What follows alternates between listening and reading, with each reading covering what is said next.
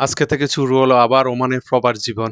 তো আমার এক এ শুভাকাঙ্ক্ষী আমার ফেনীর এলাকারই আমার প্রিয় ভাই বলেন, বন্ধু বলেন, তার সফলতার গল্প, তার জীবনের ওমানের ব্যবসার সফলতার গল্প আজকে আমরা শুনবো। তবে ব্যবসায় সফল কেন হয় এবং কি ব্যবসা ব্যর্থ কেন হয়? এটা নিয়ে আমাদের আজকে আলোচনা থাকবে। আশা করি সবাই ভালো থাকবেন। ভাইয়া কেমন আছেন একরাম ভাই? আসসালামু আলাইকুম সবুজ ভাই, কি অবস্থা? কেমন আছেন? আশা করি ভালো আছেন। যাক, আপনি আলহামদুলিল্লাহ। অবশেষে চলে আসছেন ওমানে কর্মসংস্থানে। যাক, আলহামদুলিল্লাহ, আপনার দীর্ঘায়ু কামনা করি। কথা হচ্ছে ভাইয়া, এই ব্যবসা করার সময় ভাইয়া আপনার কাছে কিরকম ভয় লাগছে? সর্বপ্রথম যখন ব্যবসা করতে যান?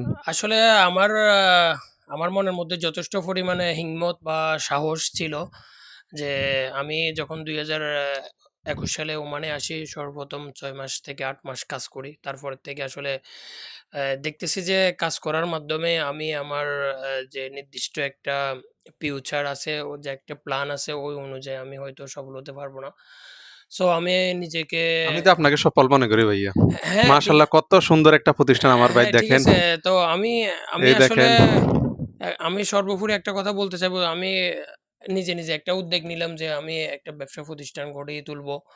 সেখানে আমি যেটা জানি ওই অভিজ্ঞতার উপরে আমি আমাকে কাজে লাগাবো। তো এটা এটা আরকি নিজেকে নিজে আ রিয়ালাইজ করতে থাকি।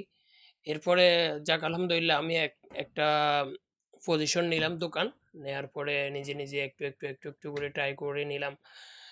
ট্রাই করতে আলহামদুলিল্লাহ এই পর্যন্ত চলে আসা। তার মাঝখান দিয়ে আসলে অভিজ্ঞ বড় ভাইদের সাথে আমি কথা বলছি যে, "ভাইয়া, আমি কিভাবে আগানো যায় বা কিভাবে আমি সাপোর্ট পাবো, বা আপনি আমাকে এদিক থেকে কি বলবেন বা আমার ভালো।" সাহসটা পেয়েছিলেন ভাইয়া। হ্যাঁ, অবশ্যই সবুজ ভাই। আমি আসলে দোকান নেওয়ার ২-৪-৫ দিন আগেও সবুজ ভাইয়ের সাথে আমি দেখা করতাম বারবার।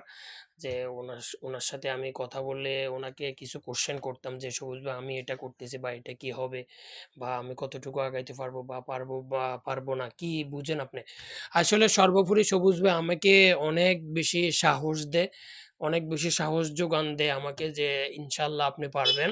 আপনি এগিয়ে যান। অ্যান্ড আপনি যে কাজটা পারেন ওইটার উপরে আপনি অনেক বেশি হার্ড ওয়ার্ক করেন। ইনশাআল্লাহ আপনি সফল হবেন। একদিন ভাইয়া ইনশাআল্লাহ আপনার ধন্যবাদ সাথে এই দেখা কথা হবে।" বলার জন্য। তো আসলে আমাদের জীবনে ব্যবসা সফল হওয়ার একমাত্র কারণ হচ্ছে গিয়ে আমরা যে কাজটা পারি। হ্যাঁ, যেমন আমার ভাইয়া এই কাজের কাটিংটা পারে। আজকে যদি সদস্য কোনো স্টাফও না থাকে তা সেই দোকানটা চালাতে পারবে। তো আমরা জীবনে ভুল করি কোন জায়গায়, আমরা ব্যবসা লস করি কোন জায়গায়, আমরা যে কাজটা পারি না আরেকজনের ওই কাজে অনেক টাকা লাভ করতেছে, ওই ব্যবসায়, ওই কাজে যে আমরা মানে ঝাঁপ দিয়ে পড়ি। এখান দিয়ে কিন্তু আমি সবগুলা টাকা এখান দিয়ে ইনভেস্ট আমি করে ফেলি। এখান ওইখানে দিয়ে আমি লস হয় আমাদের এখান জীবনে। দিয়ে আমি আরেকটু কথা বলি। হয়তো বলেন। ভিডিও অনেক লং টাইম হয়ে যাচ্ছে। সমস্যা নেই। এখানে কথা হচ্ছে, দেখেন, আমি আগে আপনাকে যেকোনো একটা অল্প হোক, বেশ হোক, যেকোনো একটা জিনিস আপনাকে আগে অর্জন করতে হবে।